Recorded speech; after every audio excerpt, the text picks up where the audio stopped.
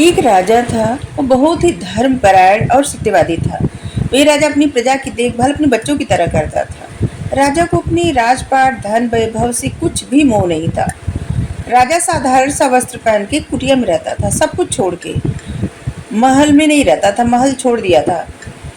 और एक कुटिया बनी थी उसके महल के सामने, और उसी में रहता था। राजा का पूरा परिवार राजमहल में रहता था, लेकिन राजा अपनी कुटिया में ही खुश था। लेकिन राजा विवाह नहीं किया था। उसके माता पिता भाई बंधु थे, लेकिन राजा के जो है परिवार, मतलब राजा स्वयं विवाह नहीं किया था। राजा अपनी कुटिया में खुशी खुशी रहता था। ऐसा नहीं कि कोई उसको कुटिया में भेजा था। और उसी कुटिया में घास फूस के आसन पे ध्यान लगाता था और प्रसन्न रहता था। हमेशा ईश्वर के नाम में लीन रहता था। अपने राज्य का कार्य बहुत कुशलता से करता था और अपने प्रजा के छोटी बड़ी बातों का ध्यान रखता था। उसके लिए अपनी प्रजा का महत्व बहुत ज़्यादा था और वो प्रजा के लिए हमेशा तत्पर रहता था। राज्य से जुड़ी कोई भी बात में वो मतलब विघ्न नहीं होने देता था, हमेशा उसके लिए तैयार रहता था, एक क्षण की भी देर नहीं करता था। पड़ोसी राज्य से एक व्यक्ति आया राजा से मिलने, क्योंकि वो राजा के बारे में ऐसा सुन रखा था कि राजा बहुत धर्मात्मा है, धर्मपरायण है और त्यागी है।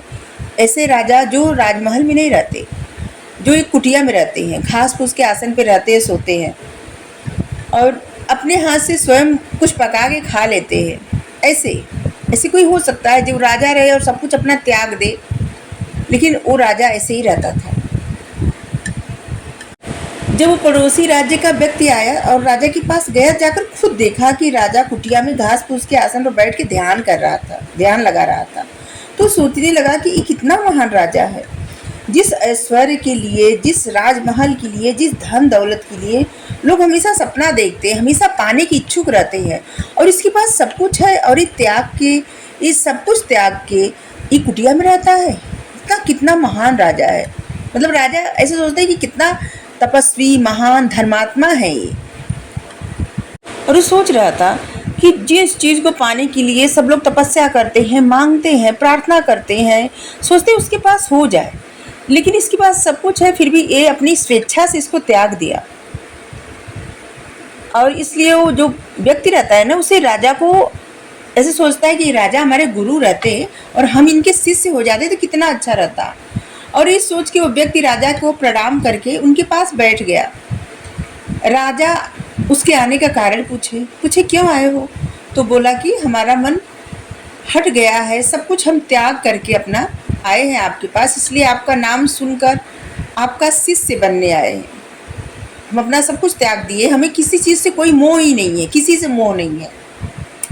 फिर वो हाथ जोड़कर बोला, हे राजा, अगर हमारे मन में कोई प्रश्न है, हम आपसे पूछें तो क्या आप हमको कोई दंड देंगे? तो राजा बोले, नहीं, आप प्रश्न पूछ सकते हैं, निर्भीक होकर पूछ सकते हैं। आपके मन में जो भी प्रश्न है आप पूछिए, डरिए मत। तो व्यक्ति 3 प्रश्न राजा से करता है। नंबर 1, स्वर्ग और नरक कहाँ है? और नंबर 2, लोगों को कैसे पहचाना जाता है? और नंबर 3, ये विकार क्या है?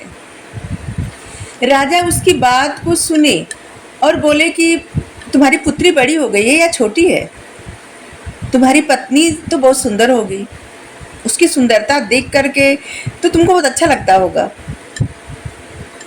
और राजा ये भी कहे कि उनका भी मन प्रसन्न हो जाता है जब कोई सुंदर इंसान को देखते हैं तो, क्योंकि राजा को सुंदरता बहुत प्रिय है। फिर राजा बोले कि तुम शायद वो इंसान हो जो दूसरी भी शादी करना चाहते हो, कर लो दूसरी शादी, प्रसन्न रहोगे, ढेर सारे बच्चे रहेंगे, पत्नियां रहेंगी, सबके साथ तुम्हारा जीवन कितना अच्छा रहेगा, आनंददायक जीवन होगा।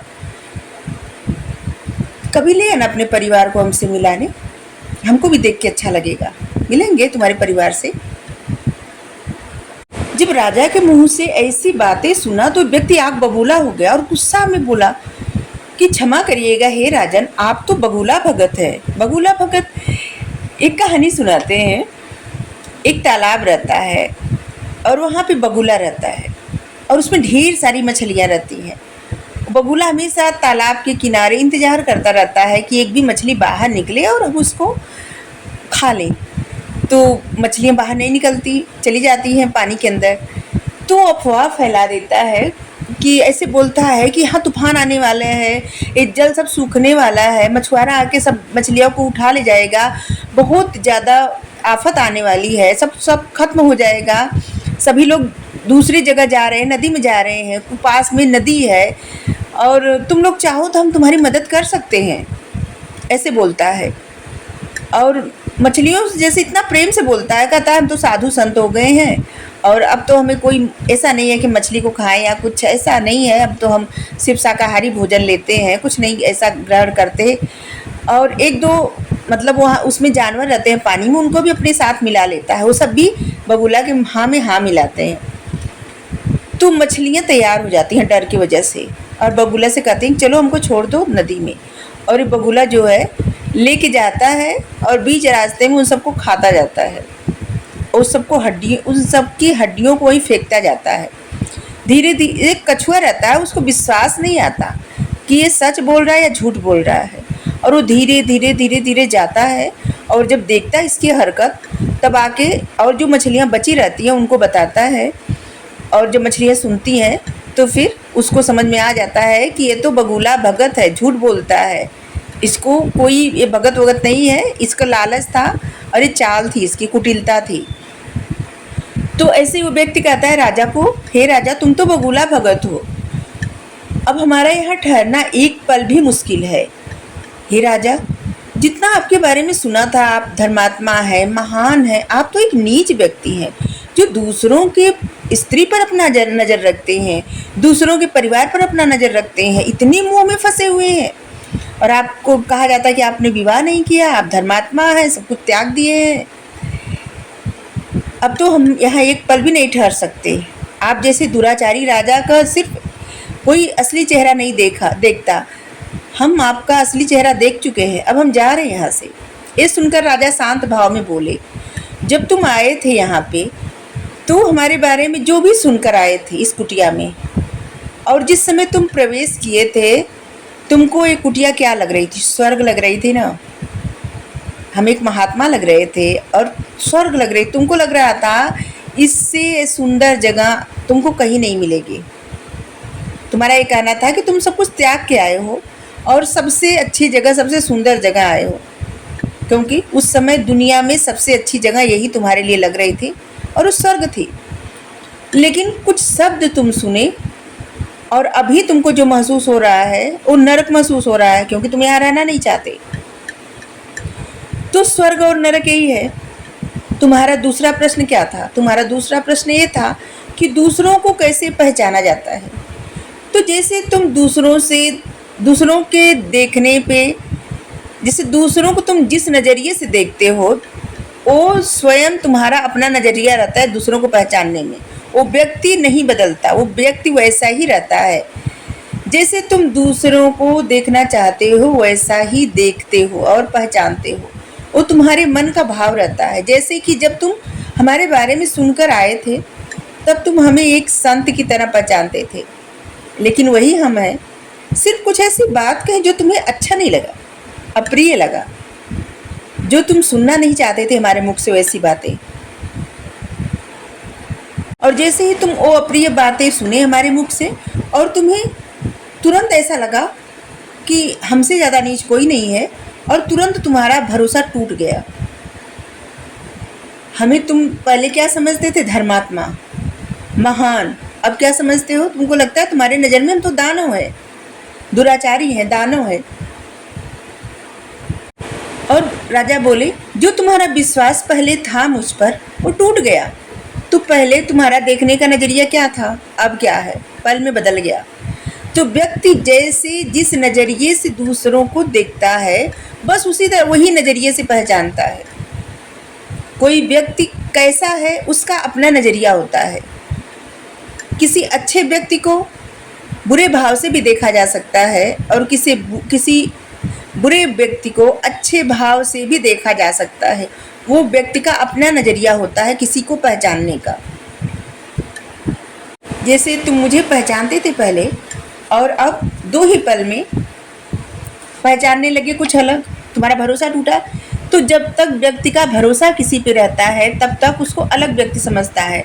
और जैसे ही भरोसा टूट जाता है उसको अलग समझने लगता है, तो अपने हिसाब से पहचानता है किसी को। और तुम कह रहे थे कि तुम सब कुछ त्याग करके हमारा शिष्य बनने आए हो, तो फिर परिवार के लिए जरा सी बात सुन सुन नहीं पाए? तुमको परिवार का मोह कैसा? अब तुम ये बताओ, तुम त्याग किस चीज़ का किए हो? क्योंकि मोह के बंधन में तुम अब भी फंसे हुए हो। क्योंकि अगर फंसे नहीं हुए होते तो दो बातें हमारे मुख से सुन के तुमको इतना बुरा नहीं लगता। अगर त्याग दिए होते तो तुमको कुछ भी महसूस नहीं होता, कुछ भी फर्क नहीं पड़ता। तुम खुद से झूठ बोल रहे हो और हमसे भी यही झूठ बोल रहे हो, क्योंकि तुम त्याग के आए हो और तुम खुद से भी बोल रहे हो कि तुम त्याग दियो सब कुछ।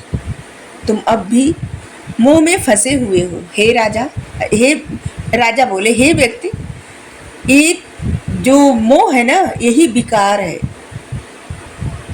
यही विकार है। जिस विकार को तुम्हें लगता है तुमने त्याग दिया, लेकिन जिसको तुम त्यागने का दावा करते हो उसको अपनी मुट्ठी में पकड़ के रखे हो। क्योंकि व्यक्ति जो सोचता है ना, ऐसे लगता है पल भर में कि ये छोड़ दिया, वो छोड़ दिया, लेकिन छोड़ नहीं पाता। उसको सिर्फ एक भ्रम रहता है, वो अपने आप से झूठ बोलता है और दूसरों से भी झूठ बोलता है। राजा कहते हैं यही विकार होता है, जिसके बारे में तुम झूठ बोले, और खुद से भी और मुझसे भी। अब वो व्यक्ति समझ गया कि राजा सच में महात्मा है, धर्मात्मा है। वो व्यक्ति विनती करने लगा, हे राजा, आप हमें अपना शिष्य बना लीजिए, शिष्य स्वीकार कर लीजिए हमें अपना, और अपने मार्गदर्शन में हमें सारे विकारों से मुक्त कर दीजिए। और राजा प्रसन्न हो गए उसकी बात सुन के। उसने बहुत प्रार्थना की राजा से। एक कथा मतलब है, और आपको जैसा भी लगे हमें ज़रूर बताइएगा। Thank you.